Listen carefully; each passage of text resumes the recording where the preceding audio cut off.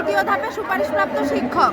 আমাদের রেজাল্ট আইনি জটিলতা আটকে থাকার পর 4 মাস অতিবাহিত হওয়ার পর আমাদের রেজাল্ট দেয়, চূড়ান্ত ফলাফল দেয়। পরবর্তীতে 5 ডিসেম্বর আমাদের যোগদানের তারিখ ঠিক হয়।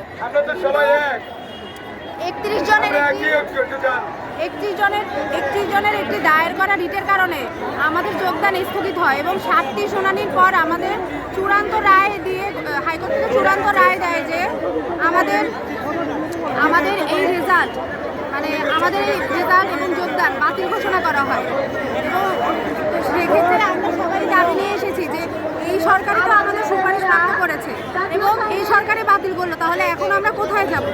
এবং অনেকে সরকারি চাকরি থেকে শুরু করে বেসরকারি অনেক চাকরি ছেড়ে দিয়েছে এই চাকরিতে যোগদানের জন্য এবং অনেকে যোগদানপত্র হাতে পেয়েছে।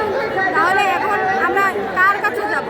আমরা তো এখন 3 দিন যাবৎ এখানে অনশন কর্মসূচি চলতেছে আমাদের ভাই বোনের।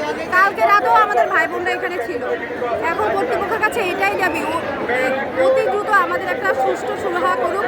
আমরা রাস্তায় থাকতে চাই না, আমাদের থাকার কথা স্কুলে, আমরা স্কুলে থাকতে চাই।